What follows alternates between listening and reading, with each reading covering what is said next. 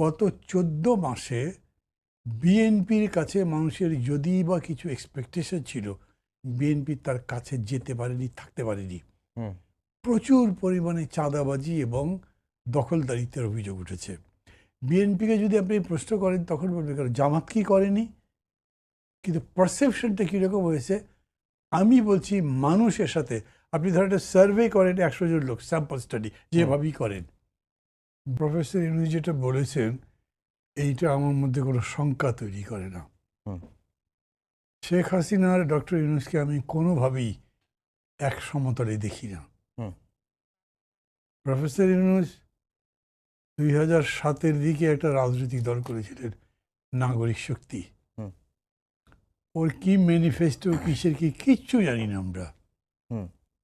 উনি ডক্টর কামাল যখন গণফোরাম করেন তখন সেখানে গিয়ে একটা বক্তৃতা করেছিলেন রিটেন, আমার স্বপ্নের দল বলেছিলেন ওনার স্বপ্নের দলটা কেমন। সেই স্বপ্নের দল উনি করতে শুরু করেছিলেন SMS দিয়ে। আমি এই কথা দিয়ে তাকে ছোট করছি না, তাকে বড় করবার তো প্রশ্ন নাই এটার মধ্যে। আমি বলছি যে একটা রাজনৈতিক দল SMS পাঠিয়ে করার কথা যিনি ভাবেন এবং সেই নিয়ে যিনি মনে করেন, যিনি স্বপ্ন দেখেন, তার আসলে স্বপ্নটাই বড় স্বপ্নময়, আমাদের বাস্তবতার ছোঁয়া নাই। এটা আমাদের বোঝা দরকার, বোঝা উচিত। উনি রাজনৈতিকভাবে খুবই দুর্বল, কাঁচা মানুষ একটা, এবং এখন উনি যে সমস্ত কথাবার্তা বলছেন এগুলো খুবই একটা কাঁচা মনের বা বুদ্ধির পরিচয়। আমি আবার বলি, মানে উনি তো সব জায়গায় আমি বলি হি ওয়াজ মাই ডাইরেক্ট টিচার, ওরভাবে আমার বলা ঠিক নয়, কিন্তু রাজনীতির প্রশ্ন যখন আসে তখন না বলে পারা যায় না। এই নিউ ইয়র্কেই একটা প্রশ্নের জবাবে উনি বলেছেন আওয়ামী লীগকে ব্যান করা হয়নি, সাময়িকভাবে তার কার্যক্রম নিষিদ্ধ করা হয়েছে, যে কোনো সময় এটা উঠে যেতে পারে।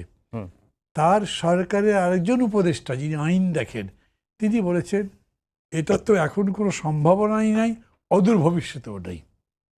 You are the leader, not যে আপনি উপদেষ্টা উনি প্রধান উপদেষ্টা, কিন্তু এতে ওনার কোনো বিকার নেই, উনি এগুলোকে বড় মনে করেন না।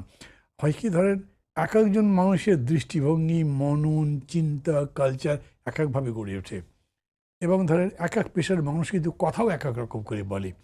ডাক্তার তিনি যেরকম করে বলেন, ডাক্তারদের বেশিরভাগের হাতের লেখাই পড়া যায় ঠিক মতো, ইঞ্জিনিয়ার এরকমই কথা বলেন না, আমলা আরেকভাবে কথা বলেন, লয়ার আরেকভাবে কথা বলেন।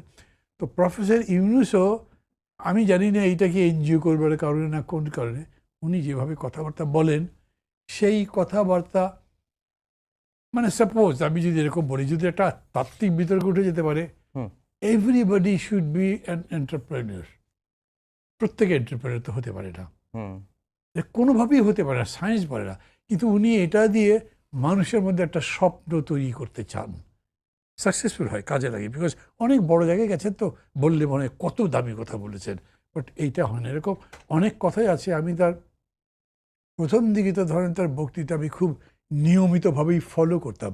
আমি কতগুলো জিনিস খুব কমন দেখি।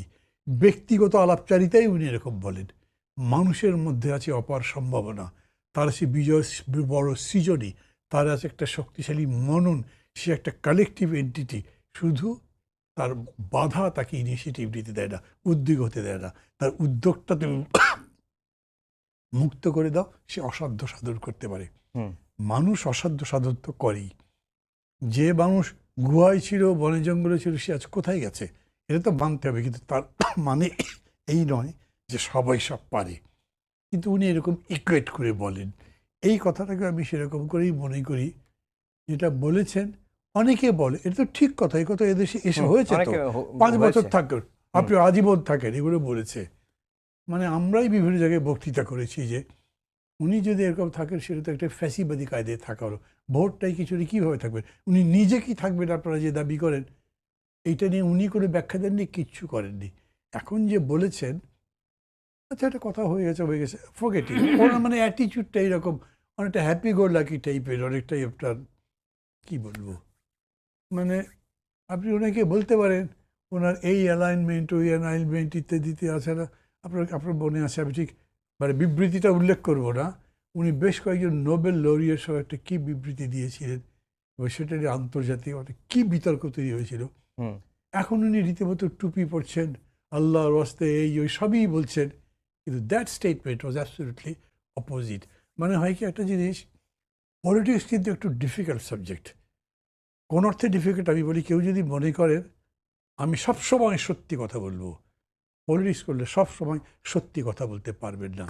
আপনি খুব বেশি অনেস্ট কি হতে পারেন, আমি মিথ্যা বলবো না, আমাকে যখন সত্য বলতে পারবো না তখন নাই বললাম, বাকি যখন আছে তখন সত্যটা বলবো, অথবা সত্যের আশেপাশেই থাকবো, দূরে থাকবো না।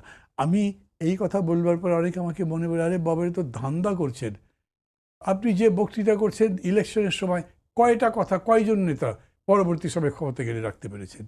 These are realities. মানে হয় কি, মানে যখনই যেহেতু পলিটিক্স একটা, তার মধ্যে যদি Democratic politics, bourgeois parliamentary politics হয়, এটা একটা মেজরিটি রুলের প্রশ্ন আসে, তখন তো মেজরিটির কাছে আপনার মাথা নত করতে হবে। সেই মেজরিটি সবসময় সত্যি না। সমগ্র পৃথিবীব্যাপী বলছে সূর্য পৃথিবীর চতুর্দিকে ঘোরে, সেটা তো আর সত্য নয়, সত্যটা সত্যই। কিন্তু আপনি সত্য বলার কারণে তো ফাঁসি হয়েছে কোপারনিকাসের, গ্যালিলিওর কি হয়েছে আমরা জানি। এই অর্থে আমি বলছি যে উনি ওই ধরনের একজন সাত্ত্বিক সত্যবাদী, এগুলো হয়তো তার ড্রিমের মধ্যে আছে, হুইচ আর নট রিয়েলিটি। যেটা বলেছেন রিয়েলিটি বলেননি উনি, ওই শুনেছেন ওইটাই বলেছেন, বোঝাতে চেয়েছেন যে অনেকে তো বলেছে আমি তো চাইনি, এখন তো দিতে চাই। আমি কিন্তু এটা মনে করি যে উনি নির্বাচন দিয়ে দিতে চান, বিকজ এইটা তার খুব স্বাদ লাগছে না। আছে একটু শাপলা প্রতীক নিয়ে, যেটা আপনার একটা স্ট্যাটাস দেখলাম, অনেকেই এনসিপির নেতারা সাধুবাদ জানাচ্ছেন, তো সেই বিষয়ে একটু যদি বলবেন, যেহেতু ইলেকশন কমিশন বলছে তাদের এটা তো তালিকাতেই নাই, তাহলে কিভাবে? জানি এটা খুব অহেতুক বিতর্ক করা হচ্ছে, কারণ এই প্রতীক তো নাই। দ্বিতীয় কথা, আমি এটা বলি নাই যে আমি ওদেরকে দিয়ে দিতে বলছি। আপনি বলেছেন মামলা করবেন। আমি বাবাকে যখন ওরা এসছে বলেছে, তখনই বলছি দেখো তোমরা যে ভূমিকাটা শেখ হাসিনার বিরুদ্ধে লড়াইয়ে লাগিয়েছো, যে করেছো, তোমাদের প্রতি আমার রেসপেক্ট আছে, কিন্তু আমি প্রথম চেয়েছি আমি তোমাদেরকে ইলেকশন কমিশন দিতে পারবে না। তারপরেও যদি ইলেকশন কমিশন দিয়ে দেয়, আমি তোমাদেরকে এরকম অঙ্গীকার করতে, যেহেতু বারবার বলছিল আমি কোনো মামলা করব না, কিন্তু আমার কথা আমি বলবো যেটা অন্যায় হয়েছে, অন্যায় করা হচ্ছে। অনেকে আবার বলছেন যে আপনি মামলা করবেন না, কিন্তু আবার এটা নিয়ে বলার একটা সুযোগ থাকবে যে যদি প্রতীকের তালিকায় না থেকে যদি দিয়ে দেওয়া হয়, তখন তো প্রশ্নটা উঠবে। সেটা আমি তুলব না, সবাই তুলবে, তাতে তো আবার কিছু করার নেই। কিন্তু আমি দিয়ে দিলে বলবো যে দেওয়াটা ন্যায্য নয়, কিন্তু মামলা করছি না।